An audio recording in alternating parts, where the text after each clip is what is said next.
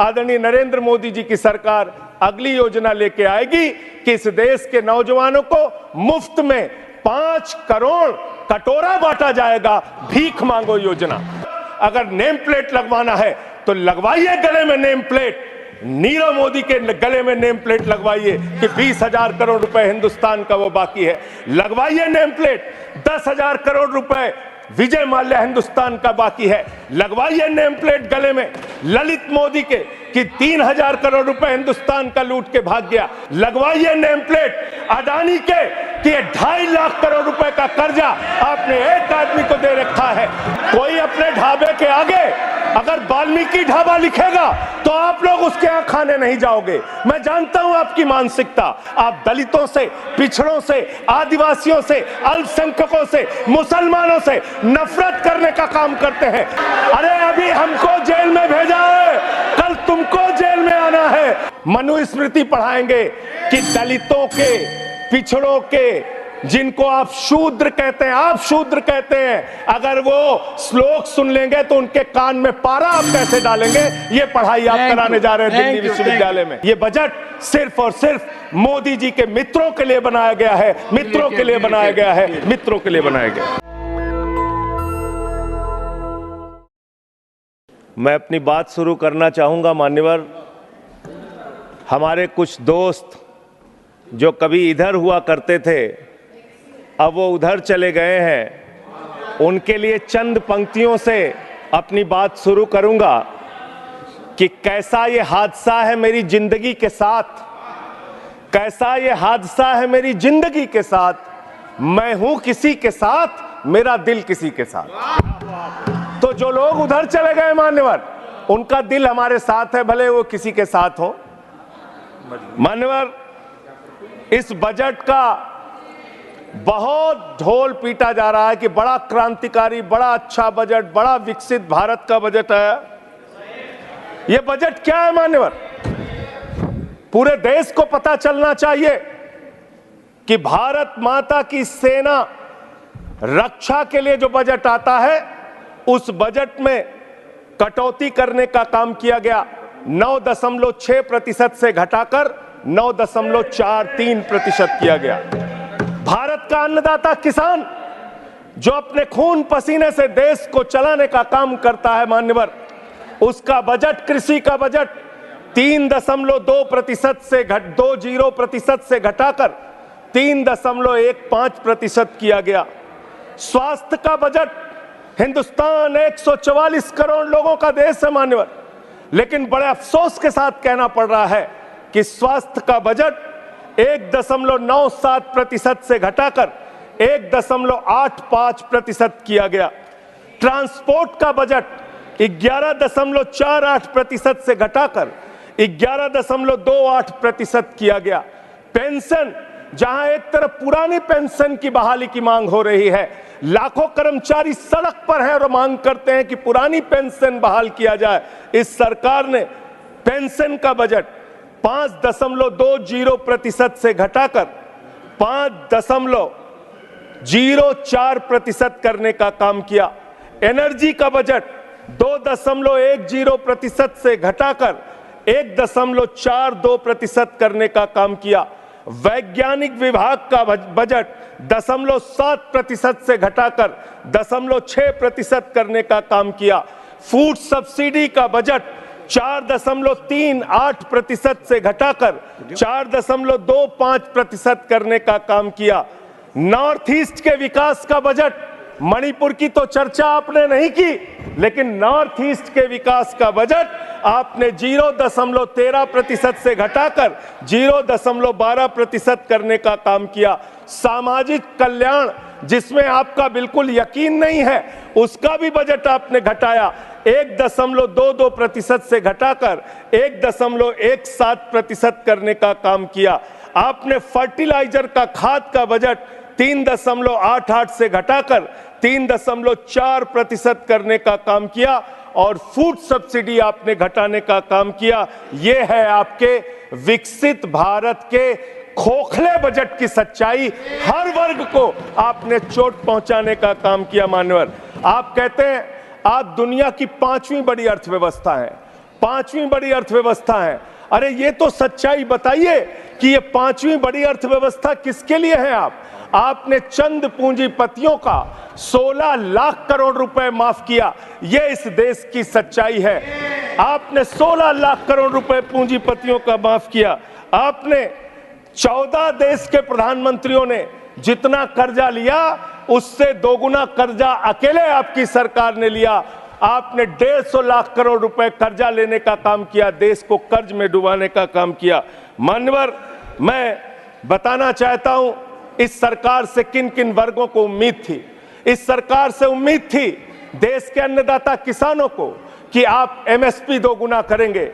आपने एमएसपी दोगुना नहीं की, आपने किसानों की फूड सब्सिडी का काटने का काम किया, फर्टिलाइजर सब्सिडी काटने का काम किया, कृषि क्षेत्र को देने वाले बजट को खत्म करने का काम किया।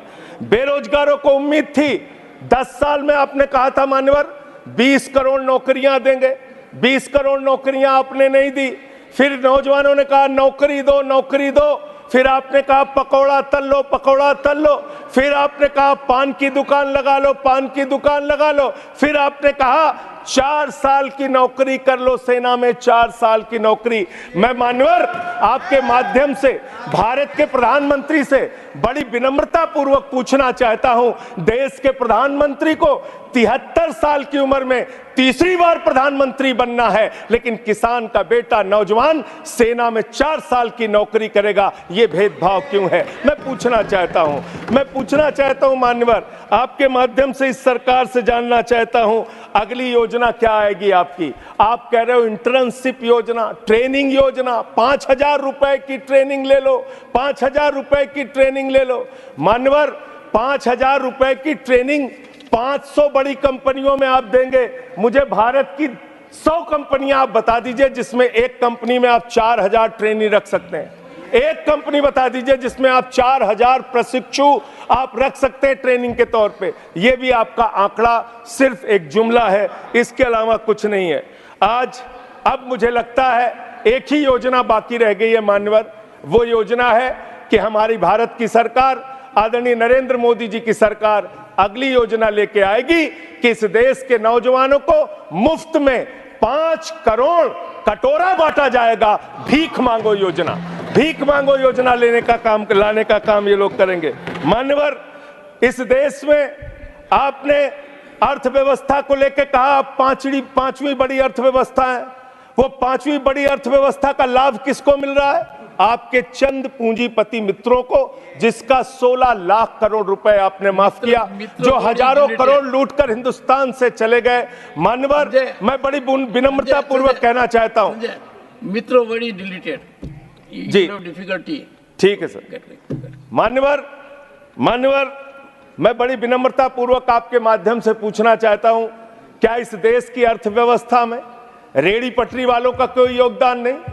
जो 10 करोड़ रेहड़ी पटरी वाले पूरे देश में हैं, उनका कोई योगदान नहीं है क्या मान्यवर? वो भी सरकार को टैक्स भरते हैं। आपकी सरकार उनको भी फूटी आंख से देखना नहीं चाहती। आपने रेहड़ी पटरी वालों को कहा अपने नाम के आगे नेम प्लेट लगाओ, अपने नाम के आगे नेम प्लेट लगाओ।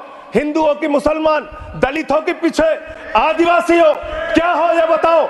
मैं पूछना चाहता हूं आपके माध्यम से सरकार के कहना चाहता हूं मान्यवर, अगर नेम प्लेट लगवाना है तो लगवाइए गले में नेम प्लेट। नीरव मोदी के गले में नेम प्लेट लगवाइए कि 20,000 करोड़ रुपए हिंदुस्तान का वो बाकी है। लगवाइए नेम प्लेट। 10,000 करोड़ रुपए विजय माल्या हिंदुस्तान का बाकी है। लगवाइए नेम प्लेट गले में ललित मोदी के कि 3,000 करोड़ रुपए हिंदुस्तान का लूट के भाग गया। लगवाइए नेम प्लेट मान्यवर। मैं कहना चाहता हूं नितिन संदेशरा के कि वो 6,000 करोड़ रुपए हिंदुस्तान का लूट के भाग गया। लगवाइए नेम प्लेट अडानी के कि 2.5 लाख करोड़ रुपए का कर्जा आपने एक आदमी को दे रखा है। लगवाइए नेम प्लेट उन पूंजीपतियों को जिन्होंने हिंदुस्तान की बैंकों को खाली करने का काम किया। मान्यवर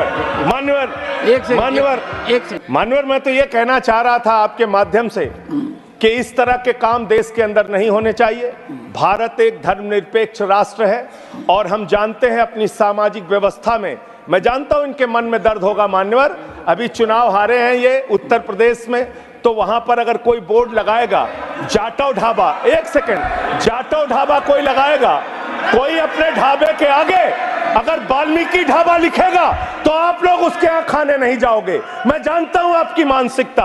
आप वो लोग हैं जिन्होंने भारत के तत्कालीन राष्ट्रपति श्री रामनाथ कोविंद जी को प्रभु श्री राम के मंदिर के शिलान्यास में नहीं बुलाया। आप वो लोग हैं जिन्होंने मौजूदा राष्ट्रपति श्रीमती द्रौपदी मुर्मू जी को राम मंदिर के उद्घाटन में नहीं बुलाया। आप दलितों से, पिछड़ों से, आदिवासियों से, अल्पसंख्यकों से, मुसलमानों से नफरत करने का काम करते हैं। यह आपकी सच्चाई है। इसलिए नेम प्लेट मत लगवाइए। नेम प्लेट लगवाना है तो जिन्होंने देश की बैंकों को लूटा है उनका नेम प्लेट लगवाइए। और मान्यवर, मैं आपसे, आपके माध्यम से इस सरकार से कहना चाहता हूं, इनका बजट पढ़ रहा था मान्यवर, जेलों को भी इन्होंने कम बजट दिया। अरे जेल का बजट तो बढ़ा दीजिए, 300 करोड़ रुपए जेल का बजट बढ़ा दीजिए। अरे अभी हमको जेल में भेजा है, कल तुमको जेल में आना है, तुम सबको जेल में आना है। जेल का बजट बढ़ा दो, जेलों को ठीक कर दो, अगला नंबर तुम्हारा है, तुम्हें जेल में आना है, इसलिए कम से कम जेलों को तो ठीक कर दो, अगला नंबर तुम्हारा। मैं जेल के बजट पे बोल रहा हूँ मानवर, मैं जेल के बजट पे बोल रहा हूँ। 300 करोड़ दिया, इनको जेल में आना है। वन सेकंड सदन के नेताजी से मैं अनुरोध करूंगा कि ये बहुत मार्मिक अपील है जेल का बजट बढ़ाने के लिए, और इस पर आप गौर फरमाइए। धन्यवाद सर, धन्यवाद सर। ठीक है ना, धन्यवाद सर। एक पृष्ठभूमि भी है मान्यवर, इसका ध्यान रखा जाएगा। में इन्होंने न्यायपालिकाओं के लिए जो बजट रखा वो नाकाफी है।